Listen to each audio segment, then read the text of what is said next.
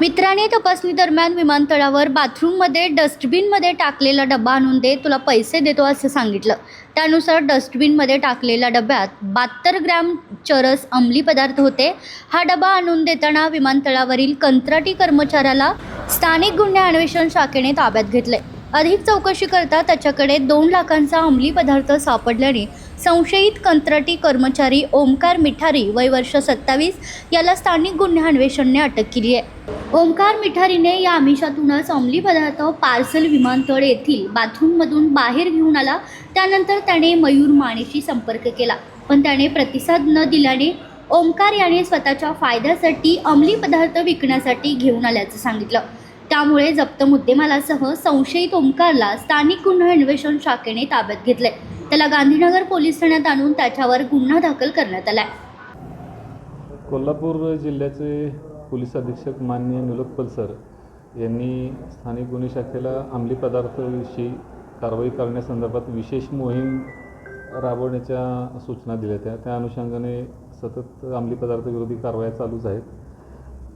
रविवारी दिनांक 12 रोजी आमच्या LCB-कडील कर्मचारी वैभव पाटील याला माहिती मिळाली की एक मुलगा चरस विकण्याकरिता मुळशिंगी रोडला येणार आहे.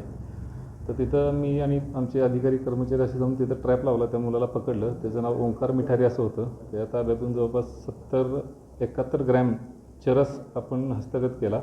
तसंच त्याकडे गाडी पण होती.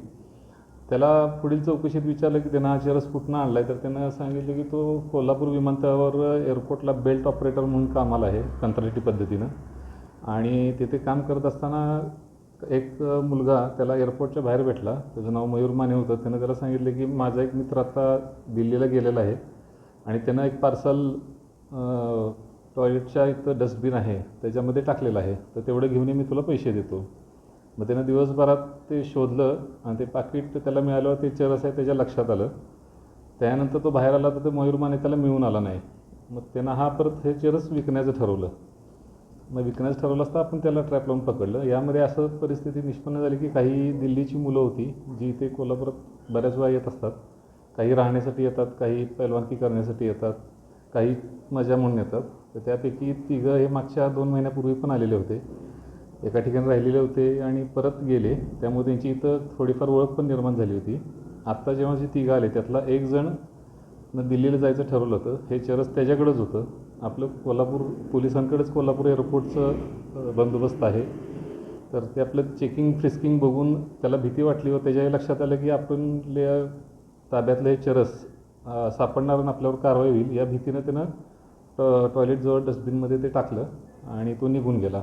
अशा पद्धतीनं आत्ता 2 आरोपींना आपण अटक केलेलं आहे. आता ते चरस कुठून आणलं, काय आणलं आणि इतर आरोपींचा शोध घेऊन आपण अटक करणार आहोत. याच्या आधी ते जे आले होते किती दिवसांसाठी आलेले होते आणि कोणत्या कामासंदर्भात काय आले होते? कारण जर अशा पद्धतीने चरस घेऊन येतात तर त्याच कामासाठी वगैरे आले होते काय? साधारण 3 महिन्यापूर्वी ते इथं आलेले होते आणि मागच्या वेळेला आले तेव्हा एक 20 ते 25 दिवस ते इथं राहिलेले होते. ते अशी बऱ्याच वेळा येत असतात असं समजलेलं आहे. तर त्यांचा शोध चालू आहे. त्यांना ताब्यात घेतल्यानंतरच पुढील दिशा निश्चित होईल. हे तरुण आता त्याला निदर्शनास आले आहे. हे खास करून पैलवानकी करण्यासाठी कोल्हापुरात आलेले असं समजतं. तर त्या अनुषंगाने काय, कारण पैलवानांचा अनेक उद्रेक बाहेरच्या आपण कोल्हापूरमध्ये याच्या आधी पाहिलेला आहे. त्या अनुषंगाने काय काही मुलं पंजाब दिल्लीवरून पैलवानकीसाठी येतात ही बाब खरी आहे. पण काय वेळेला की काही सिरियसली पैलवानकी करणारे असतात आणि काही त्यांचे मित्र बऱ्याच वेळा त्यांच्यासोबत जे येतात ते फक्त इथं वातावरण चांगलं आहे आणि घरची परिस्थिती चांगली असती त्यामुळे त्यांच्या साथीनं ते येतात. ते इथं फक्त काही चैनी करायसाठी फिरायसाठीच येतात. त्यामुळे सगळेच पैलवान अशा कृत्यात आहेत असं म्हणता येणार नाही. पण आता ते लक्ष द्यायला लागेल की कोण दिल्लीतनं मुलं किंवा पंजाबवरनं जी मुलं येतात त्यांच्यावर आम्ही ते लक्ष केंद्रित केलेलं आहे आणि असे कोण प्रकार करत असेल तर त्यांच्यावर कारवाई करू. पैलवानांना काय आव्हान असणार आहे?